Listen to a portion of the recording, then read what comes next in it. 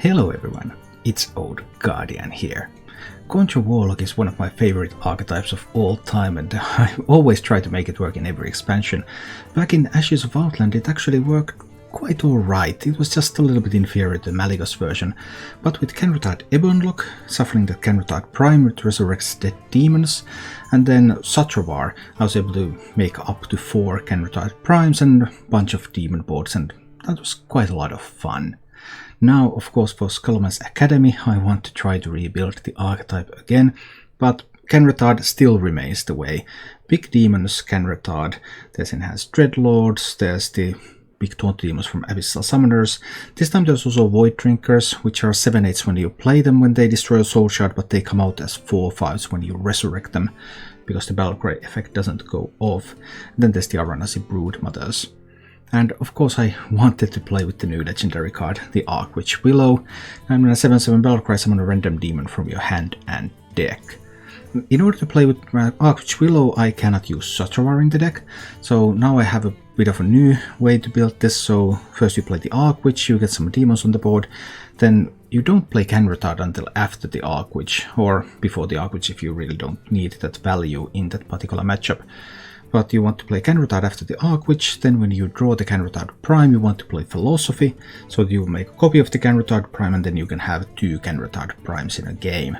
That's a lot less than the 4 that you could have with Satrovar, but as a bonus Archwitch does give you a little bit more tempo during the game.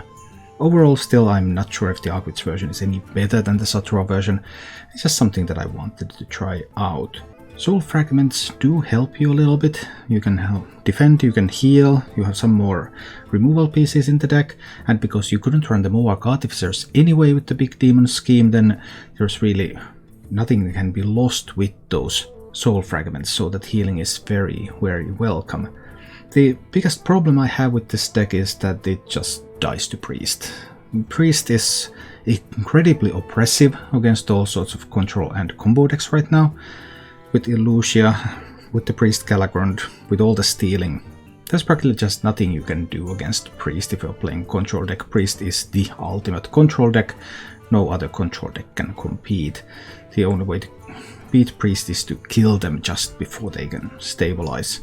And this deck doesn't really have the capability to do that. Sure, I've tried with like Void Drinker, Abyssal Summoner, but typically Priest just kills all of those anyway, and after that Priest will have so much mana that then I have nothing left. Apart from that Priest matchup, the deck was actually performing quite alright. I had a good time with this against Paladins and against Druids even.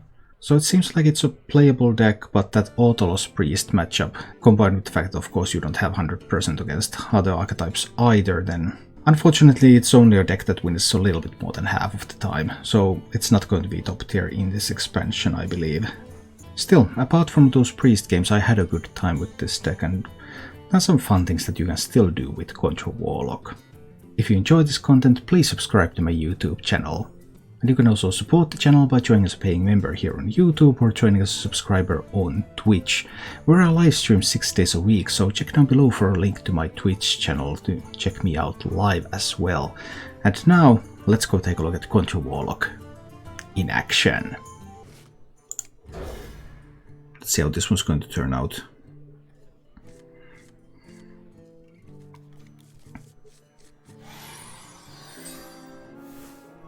Well played. Well squelched. Well, I don't have high expectations. We'll see. Who knows?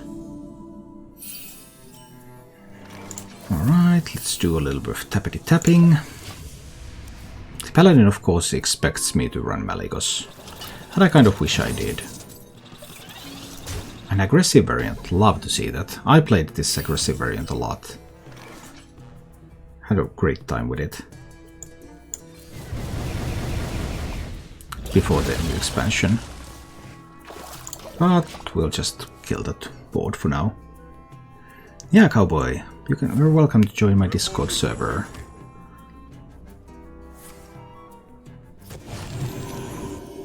A Libram of Wisdom. Plot twist, intriguing. 8 cards in hand. I don't have to plot twist yet. Let me just tap here. Go to 9 cards. I think this is fine. This could be buffed further though, which might be a bit of a problem for me.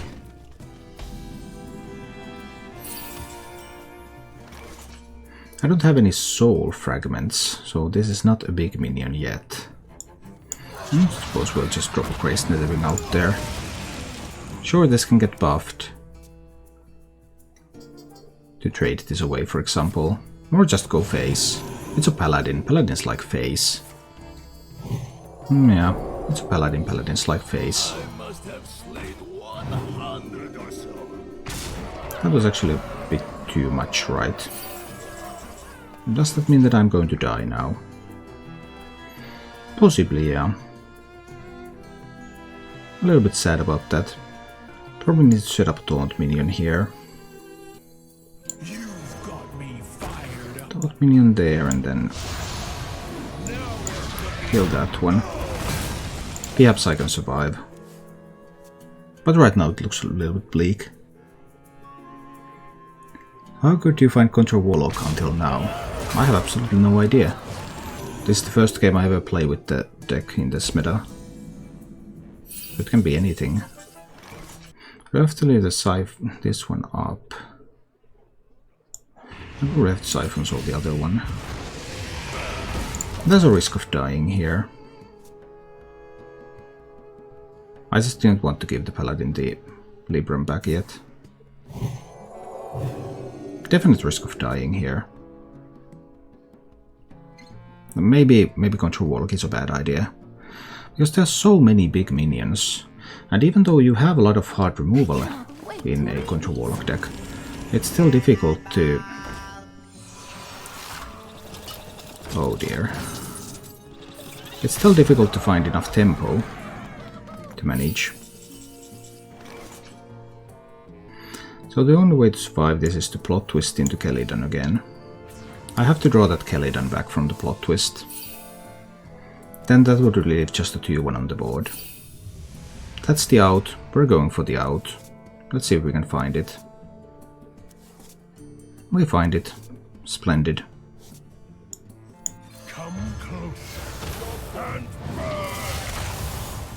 So this is just a 2-1 on the board. And Paladin is down to just 3 cards now. I went to 12 health. I have a couple of soul shears here.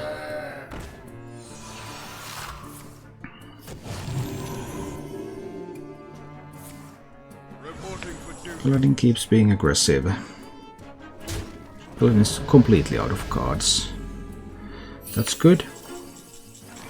I don't have a dragon to activate the Crazed Netherwing. Don't heal up a little. Maybe. Is a 7-8 good enough?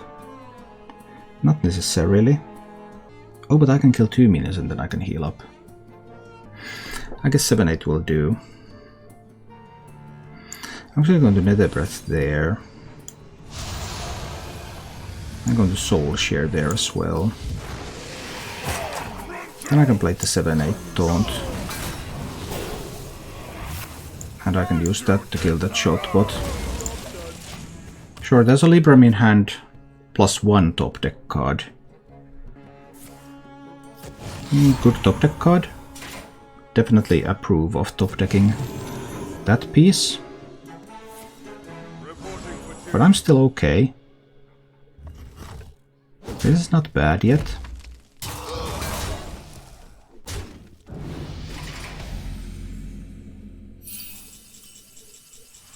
Soul Fragment will complete the quest.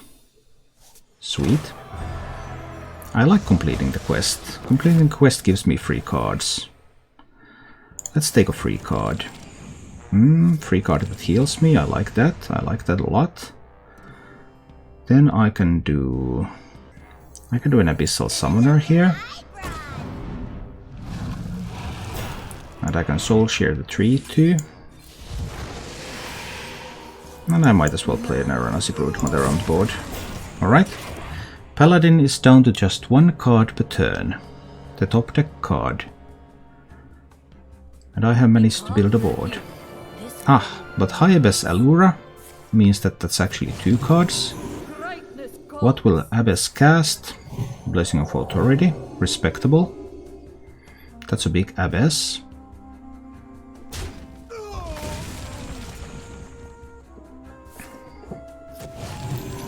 So I must not let that Abyss reach my face.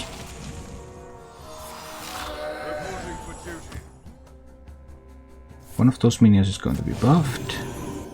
I wouldn't buff the Abyss. That surely cannot be correct. Well, be that as it may. I guess I could just kill the Abyss, but I think that is not the path.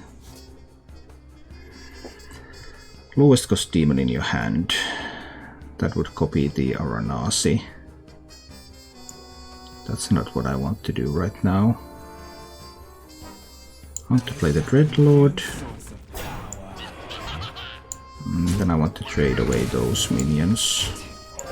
And push 6 to the Paladin's face. So I have 3 Taunt minions on the board, and Paladin has only 1 card. So sure, you can kill a Taunt minion. Ah, now the Abyss got Taunt.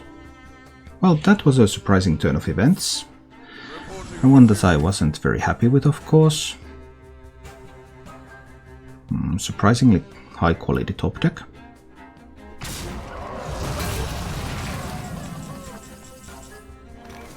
I have 2 soul fragments in the deck.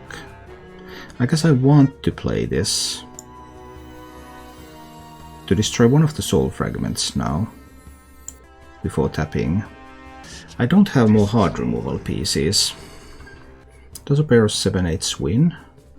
Depends on the top decks, I suppose, because I could Philosophy. No, I can tap first. This is fine. I can play Philosophy. I can play Can Retard. Then I can play both of the Void Drinkers.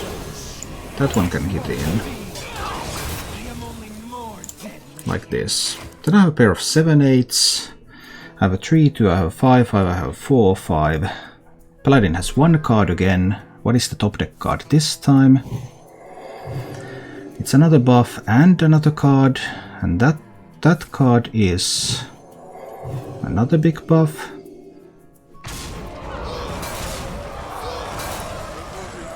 So I can finally kill the High Abyss.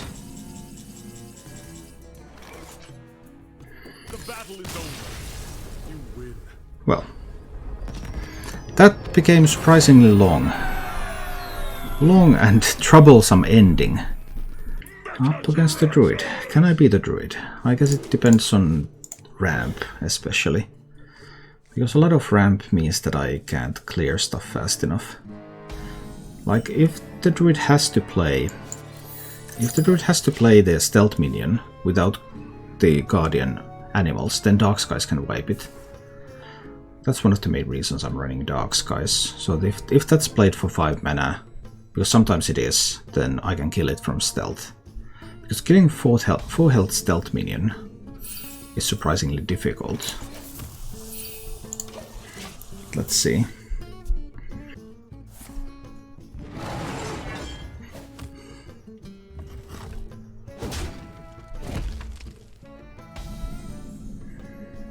Alright, so far so good. We be tapping. School Spirits really isn't for this matchup. Not doing a whole lot against Druid. So it doesn't have Overgrowth in hand. Right? Because that's the discount from Nature Studies that it's still ongoing. 8 cards in hand. Do I tap again? I think I'll tap again. Go to 9 cards in hand. Next turn I will play something.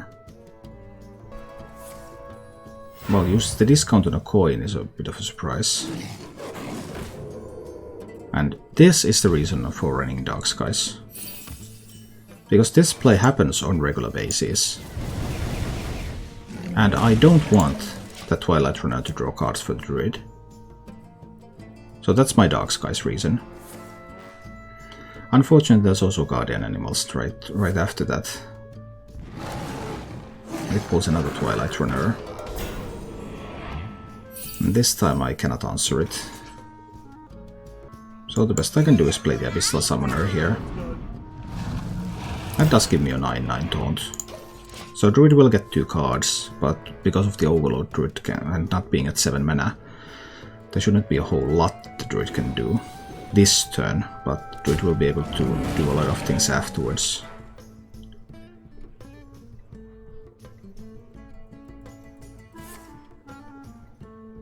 Well, with another Lightning Bloom, there can be some stuff. Alright, pretty impressive stuff. Pretty impressive. 4/5 with Wind Fury. Much scarier. Do I spend my Paladin to kill these? I mean, I have 2 Twisting Nethers in this deck. But I also have Soul Shear. And I have the School Spirits. If I do those, it's 5 mana. I guess it's worth it. Let's do the School Spirits. And the Soul Shear on the Ghidra. And then a Debret on the Pet. And this time it's a low roll. Okay. Then I have a Void Drinker I can play. I have the Archwitch in 2 turns, but of course now Druid could do a lot of things. Potentially. That's a little annoying, I suppose. How much value do I need in this matchup? Is 7/8 strong enough right now? Can I go to 18? I have seen both copies of Lightning Bloom.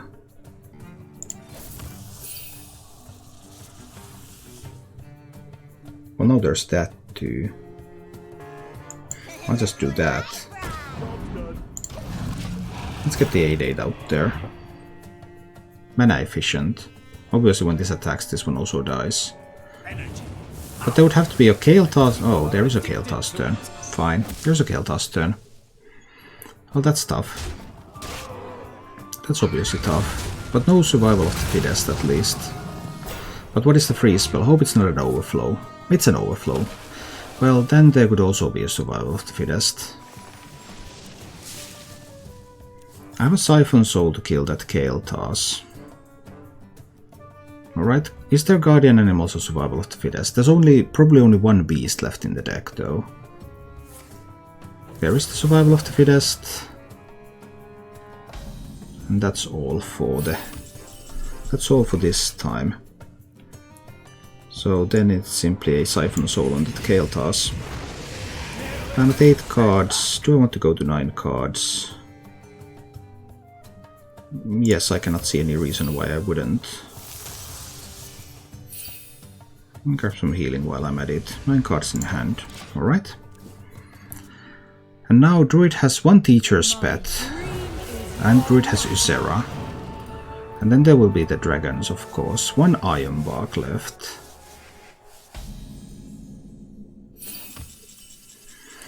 So I have the option to kill this Ysera now. But I think it's Archwitch time.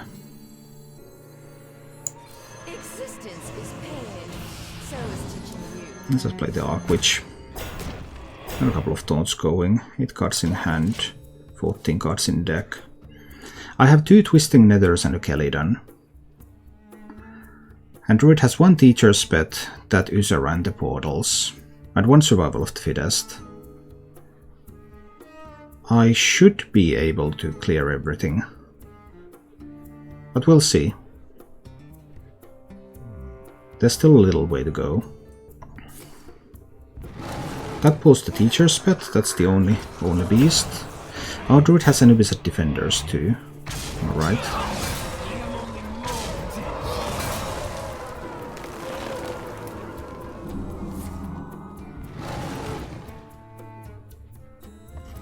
Do I have to spend a Twisting Nether to clear this board? Then there is still another board from the portals, or possibly multiple.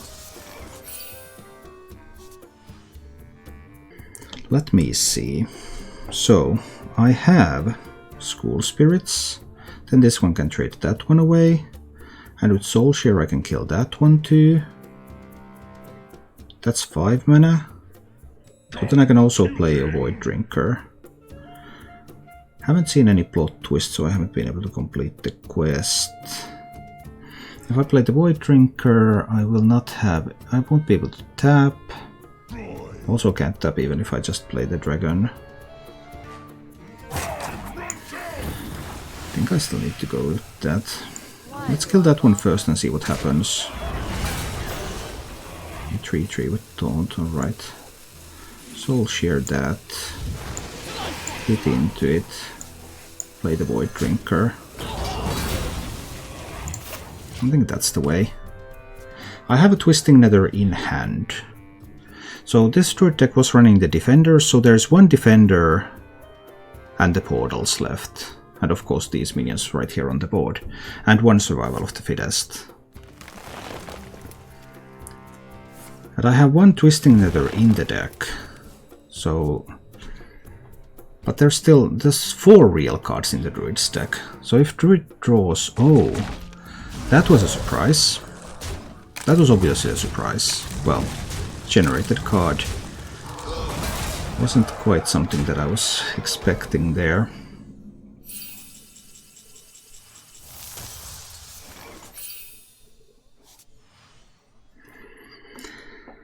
Do I need to just tap twice here?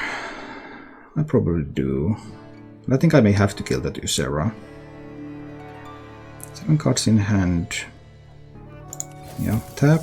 Completes the quest.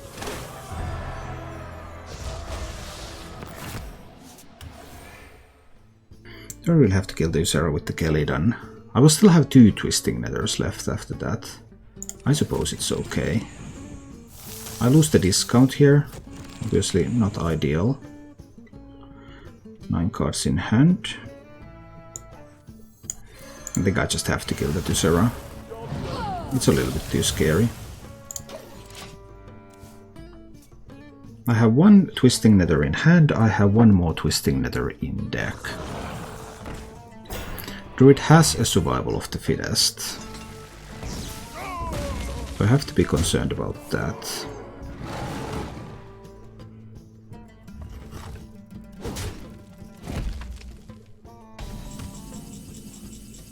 Aronasi is nice. 9 cards in hand. Then it's a tap again. And then it's a Dark Skies.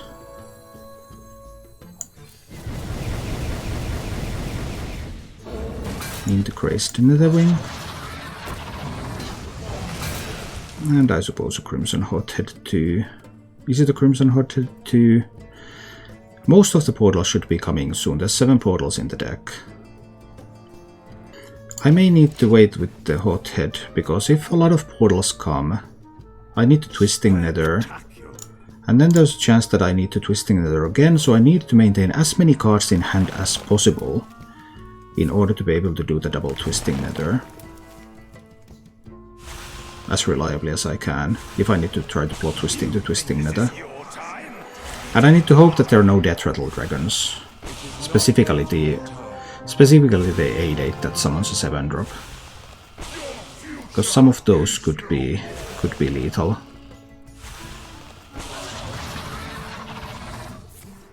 Other than that, I suppose I don't mind too much. There's another 3 portals left, so next turn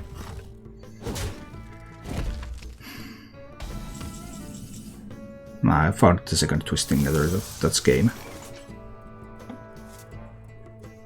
6 cards in deck. I can still afford to draw. 9 cards in hand, 6 cards in deck. Tap. And then here, of course, I will need to play a Twisting Nether. But now this Druid... Well, the only remaining cards are the portals. Now this Druid only has those minions. And unless it's a pair of those 8/8s with Death Rattles, I can just Twisting Nether again. And this Druid will be out of resources. It seems that this druid is not going to be out of resources because of the Waxed Red.